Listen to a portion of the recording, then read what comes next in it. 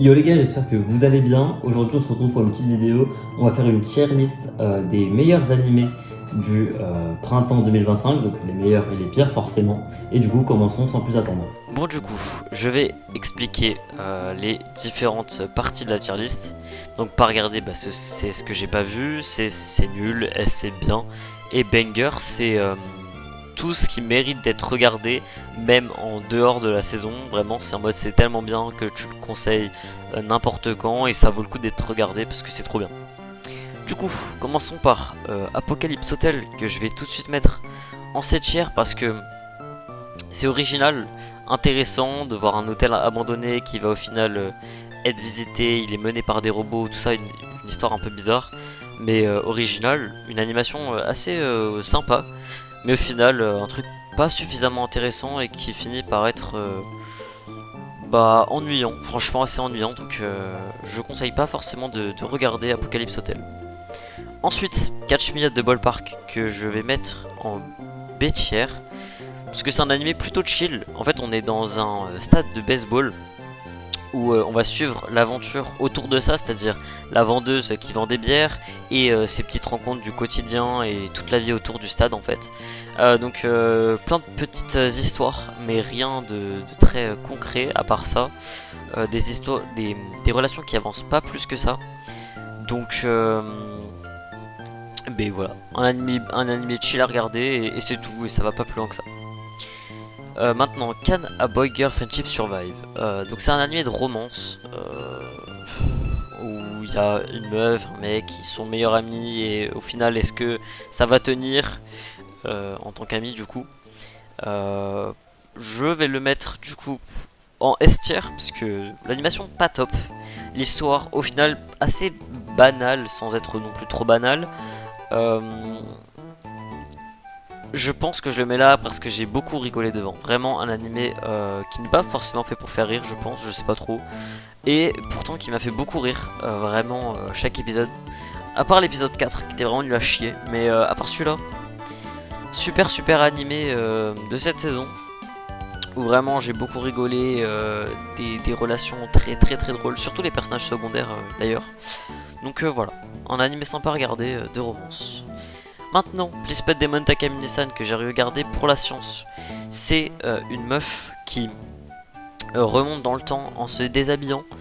Ça n'a aucun intérêt, c'est vraiment là pour montrer des nibards et tout ça. Ça va clairement en S tier, ça ne sert à rien. C'est nul à chier. The Brilliant Healers New Life in the Shadows, je crois de nom, un truc comme ça. Un isekai, ce qu'il y a plus banal avec un harem de fou. Je dirais que c'est là. Peut-être un peu mieux regardé, il y a un peu plus d'histoire que celui-là. Mais banal, nul à chier. Enfin, franchement, ça n'a aucun intérêt, je trouve. Maintenant celui-là, dont je ne connais pas le nom, donc je le mettrai. Des personnages qui sont ok. C'est une histoire qui n'apporte pas grand chose, qui ne mérite pas spécialement d'être regardé, surtout quand vous allez voir les bangers qu'il y a. Donc voilà, on met ça là. Kowloon, un animé de romance très original, quand même là je pense, qui est très cool par ses personnages intéressants, matures, une atmosphère de fou, t'es vraiment dedans. Perso j'ai pas vu l'animé mais j'ai lu le manga, et vraiment une atmosphère incroyable. Par contre, à un moment, pas redondant, mais j'ai perdu un peu le fil. Donc pas forcément envie de continuer, pourtant c'était pas mal. Donc c'est pour ça que je le mets là. Pour moi, je trouve que il est vraiment très bien animé, ambiance de fou. Mais un peu de mal à accrocher au final. Donc je le mets là, même si pour beaucoup, je pense il est par là. Donc voilà. Lazarus, pour moi, ça va par là. Pour les gens qui aiment les trucs d'agents secrets, super animation, mais sans plus, ça va là. Pour celui-là, un isekai qui se nomme I'm the Evil Lord of an Intergalactic Empire. Des moments drôles, mais qui n'en valent pas la chandelle. Je mets ça par là, c'est quand même mieux que ces trucs. Donc quoique non. Oh par là, c'est... sans plus, c'est regardable pour quelqu'un qui n'a rien d'autre à regarder. Voilà. Debate, donc The Beginning After the End. Pour moi ça va là. C'est mieux de regarder tout ce qu'il y a avant parce que l'animation est vraiment dégueulasse. Ce qu'il faut savoir c'est que je suis allé regarder le webtoon, lire plutôt, après. Parce que je me suis dit pourquoi c'est si nul alors que c'est censé être bien. Et le webtoon était vraiment bien. Et le webtoon est mieux animé que l'animé. Donc très bon webtoon, très mauvais animé, ça c'est clair. Pourtant une histoire pas forcément si originale que ça, un isekai assez isekai au final. Mais l'animation a tout niqué, Alors celui-là, un animé de romance. Pourtant ce sont 7 frères et sœurs. Mais dans l'épisode 1 on leur annonce qu'en fait ils ont tous été adoptés. Très controversé, très problématique, mais je mets ça là parce que je l'ai regardé en compagnie de mon frère et c'était très drôle de regarder ça avec quelqu'un. Il y a vraiment des trucs problématiques, ça peut être déstabilisant et beaucoup de gens peuvent ne pas aimer. Il y a vraiment tous les clichés du genre, absolument. Et ça s'enchaîne très bien. Vraiment un animé qui est pas forcément censé être drôle, mais c'était extrêmement drôle à regarder. Vraiment des grosses barres, puis des plots sur la fin, ma foi intéressant. Donc ça va là. Pas forcément regarder, mais si t'as envie de taper des barres avec quelqu'un parce qu'il y a des relations bizarres entre faux frères et sœurs, pourquoi pas. Summer Pockets, faut savoir que c'est encore en train de sortir. C'est un animé qui sera de 24 épisodes où il y a un mec, il est un peu brisé et il va en vacances sur une île et on suit sa petite vie. Donc vraiment un animé assez original, une ambiance très vacances, très sur l'île. C'est vraiment super sympa comme ambiance et tu te sens vraiment transporté. Donc très cool à regarder. J'attends de voir du coup la suite pour mieux le classer. Mais je conseille, franchement je pense qu'on peut s'attendre à de belles choses et l'animation est vraiment très cool. Donc il est là. Maintenant, To Be Hero X, on s'attaque aux choses sérieuses. Pour moi c'est le meilleur animé de la saison, sans l'ombre d'un doute. J'ai vraiment adoré To Be Hero X. Pour moi les animés chinois ils vont mettre une tornade aux animés japonais de plus en plus. Une animation exceptionnelle, des personnages incroyables, des musiques folles.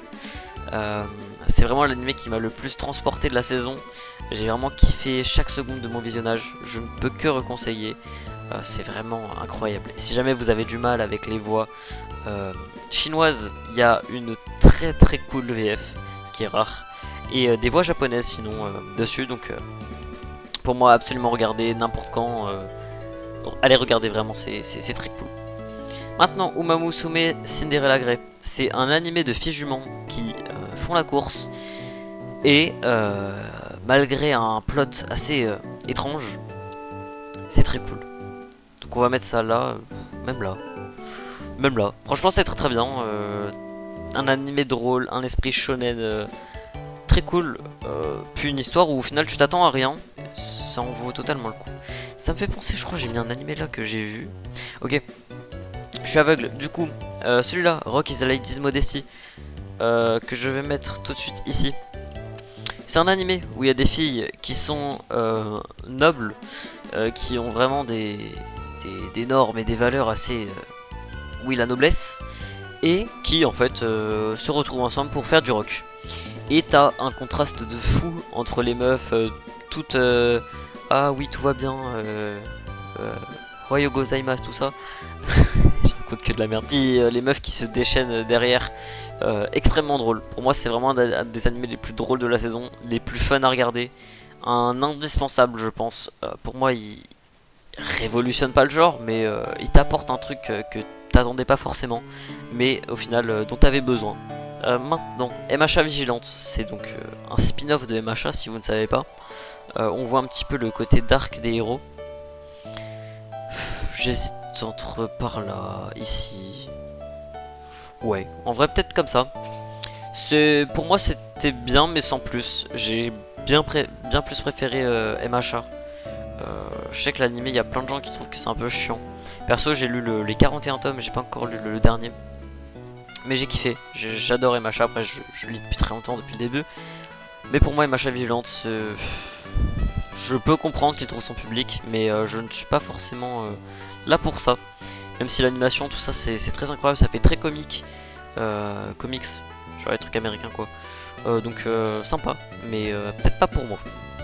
Witch Watch, un animé que j'attendais énormément cette saison. Il a été en simulcast sur Netflix, ADN et Crunchyroll. C'était censé être l'animé le plus drôle de tout ça, et au final, c'était pas fou. Je mettrais ça par là. Soit avant, soit arrière. En vrai, ça importe pas trop.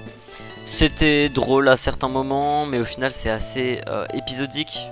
On a du mal à voir où cet animé va nous mener. Ça devient finalement des fois un peu redondant. Pourtant, les gags sont parfois drôles, hein, mais juste des fois, c'est un peu en boucle. Donc, c'est bien. J'ai été assez déçu, franchement. Je m'attendais à un truc de fou. Et c'était drôle, mais sans plus. Zatsutabi. Ça, c'est un animé où il y a une meuf qui en peut plus de sa vie. Du coup, elle va voyager un petit peu partout. Elle commence par le Japon, puis après, elle va aller dans d'autres pays. Et c'est très dépaysant, très cool, très vibe chill. Pour moi, c'est vraiment l'animé chill à regarder. Donc, on peut mettre ça par là, franchement. Très très cool, je conseille pour sa petite vibe chill. Mais que pour regarder un truc chill, parce que c'est vraiment là pour ça. Donc, voilà. Franchement, les beaux paysages, l'animation qui est super sympa. Ça va là. Finalement, on s'attaque aux saisons 2. Donc ces animés-là, je ne juge que leur saison 2 et pas la 1. Important de le savoir. Les carnets de l'apothicaire saison 2. Si j'étais une personne normalement constituée, normalement ça va là. Mais j'ai adoré To Be Hero X et je pense que c'est le meilleur animé du siècle. J'abuse. Donc je mets ça là. C'est dans la continuité de la saison 1. C'est vraiment toujours bien. Toujours des plot twists de fou. Une histoire parfaitement écrite. Qui te surprend toujours, une animation folle, une ambiance de folie, tout est incroyable, vraiment tu ne te fais jamais chier, t'es toujours en mode putain je veux la suite.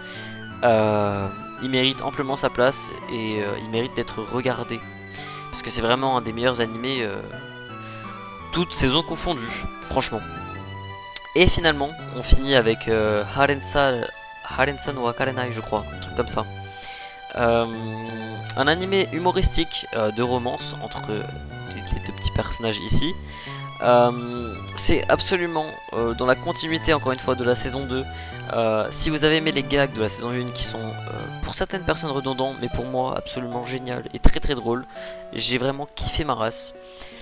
La saison 2 c'est vraiment la suite de ça, c'est toujours un peu les mêmes gags mais en différent. Avec des personnages où on voit un petit peu moins les protagonistes et on va approfondir un petit peu toutes les relations autour. Très cool pour moi, mais ça part là. Entre là et là. Peut-être là quand même. Après c'est un animé drôle. Il est censé être drôle et il est drôle. Celui-là il est pas censé être drôle mais il est très drôle. Donc voilà. Je pense qu'on tient un truc. C'est plutôt pas mal. Il y a quelques trucs qui peuvent être interchangeables, mais en tout cas le banger il est là. Et ces 4 animés pour moi sont vraiment les meilleurs de la saison qui méritent d'être regardés et que je conseille absolument à 100%. Donc voilà. Sinon un petit mot pour Windbreaker saison 2 que je n'ai pas regardé, pourtant j'ai vu la 1 parce que je trouve que c'est un peu surcoté et que tous les gens qui disent que c'est mieux que Tokyo Revengers, ils n'ont rien compris à la vie, du coup il restera en pas regardé pendant encore un moment.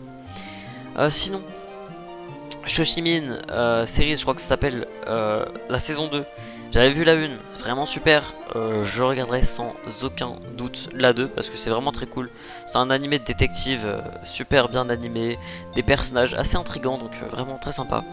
Fire Force saison 3, je suis encore à la saison 2, j'aime beaucoup. Je n'ai pas encore vu mais je pense que c'est une très bonne saison, mais je ne peux pas en juger. Donc voilà. Merci d'avoir regardé la vidéo si jamais il y a une personne qui allait jusque là. Et peut-être y en aura-t-il une deuxième sur les animés de l'été 2025 parce qu'il y a plein de pépites qui sortent. Donc voilà. Moi je vous dis au revoir.